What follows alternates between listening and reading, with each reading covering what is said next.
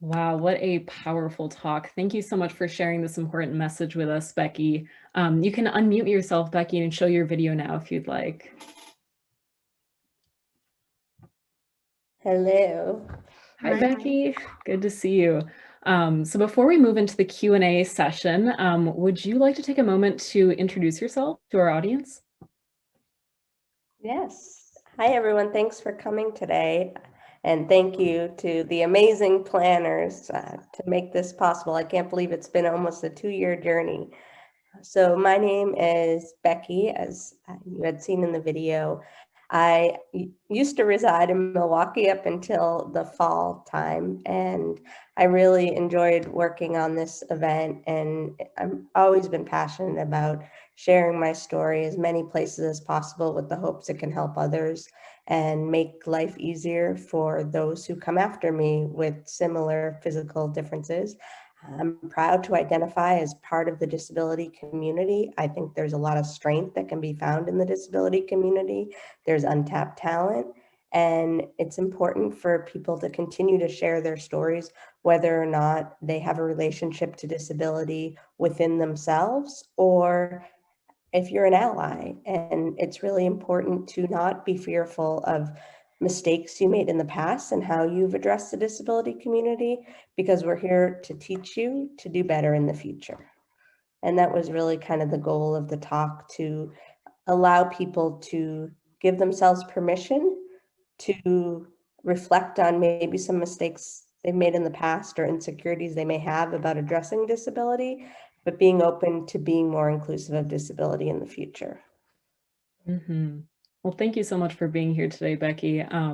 We do have a few questions prepared from our team that we will start off with. And for our audience members, remember, if you have a question for Becky, you can click on the Q&A tab at the bottom of your screen to type in your questions, and we'll move on to those questions later. So to start off with our first question, Becky, you've shared with us that you have had a lot of speaking engagements over the years, and not all of your audience members have been adults.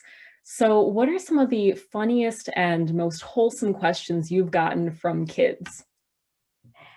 I had mentioned some of the questions in my talk. I would really say the one that threw me off the most was, do your hair and teeth grow the same? And I haven't done enough research to think otherwise, but for the most part, it was my bones that didn't grow the same when it came to uh, getting to the tallest I would be in my teenage years.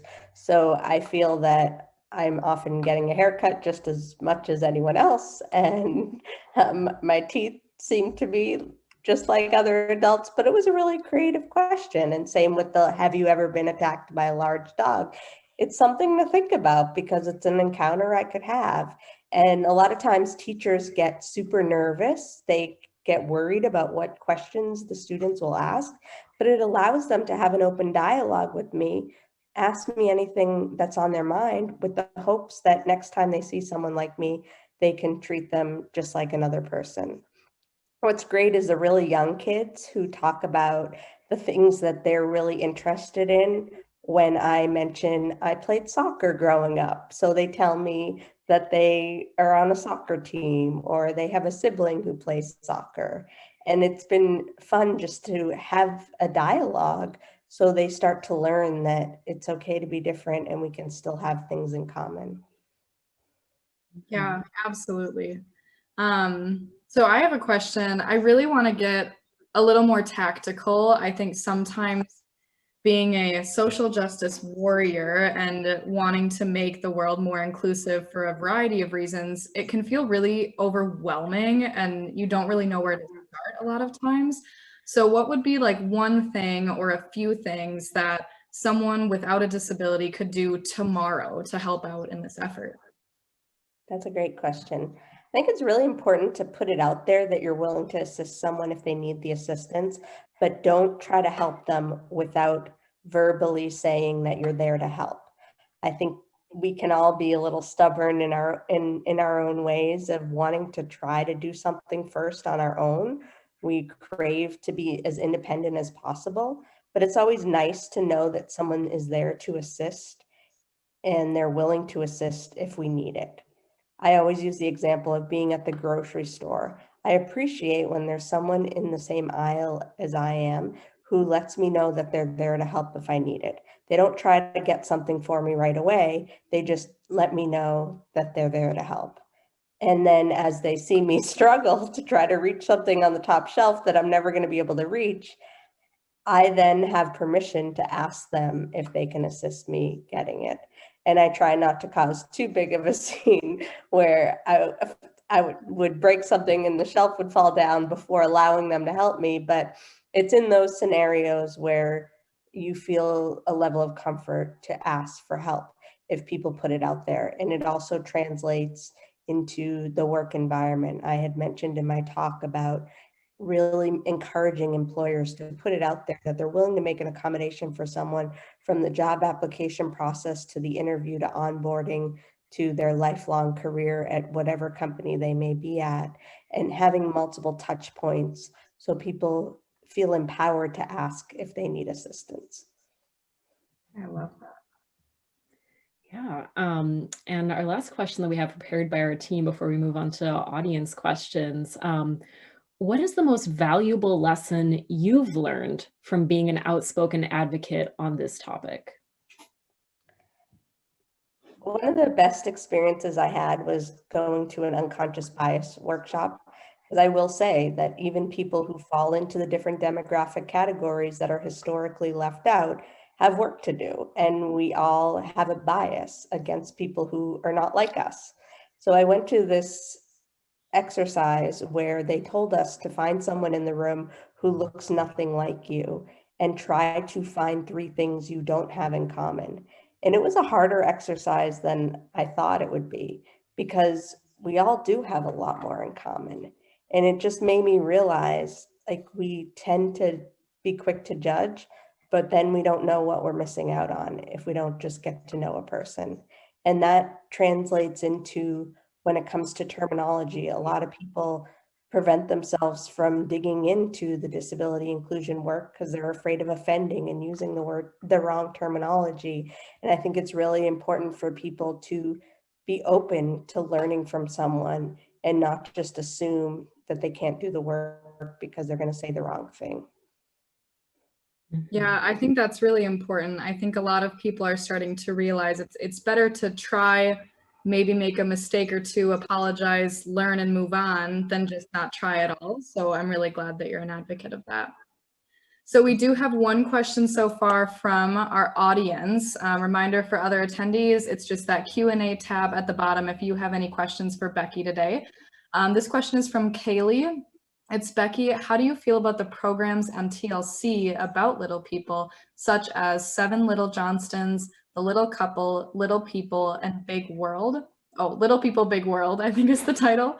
And do you feel that these programs help regular-sized people understand and see how little people live, work, and have families?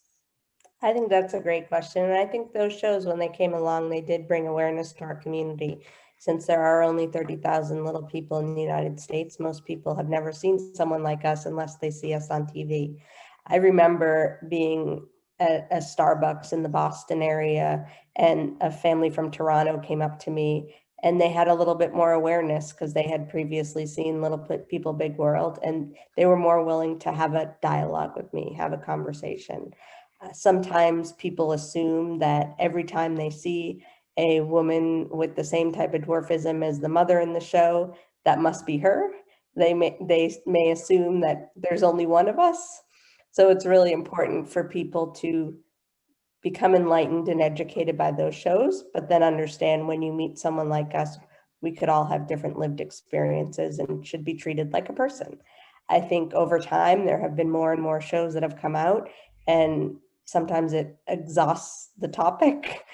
There probably could be a little bit more variety in how it's done versus just the everyday life experiences that we encounter. I think I'd like to see more integration where it's one little person part of a community with people with all different backgrounds, because it shows everyday life of us being around in society and wanting to level the playing field and be equal members. Yeah, absolutely. Yeah. So it looks like we don't have any other questions from our audience. Becky, is there anything else you'd like to share with our audience? Any other things you typically like to speak on, or maybe where they can find more resources from you or from anyone? Absolutely. So I talk a lot about terminology. In my introduction, you had mentioned the National Center for Disability Journalism at Arizona State University. There's a beautiful style guide there that's meant for journalists, but a lot of people can use it when they're just thinking about which terminology to use, how to address the community among all types of disabilities. I, in my talk, mentioned little person, dwarf, all different types of terminology. I do prefer to be called by my given name. And then once someone gets to know me, maybe they can understand what terminology works for me. And then they can also understand that when they meet someone else like me, they may have a completely different opinion and want different terminology. But I think the biggest thing is not getting caught up in the terminology and just get to know a person as a person, and you'll learn a lot more. And then just with speaking in general, it's really important for me to speak to audiences that aren't related to the disability community, because those are the audiences that need to learn the most. And I've been fortunate to do a lot of work in this space to educate employers and schools about the importance of being inclusive, making sure disability is part of every diversity conversation, and make sure that we continue to be part of society. Absolutely. Well, thank you so much for being here today, Becky.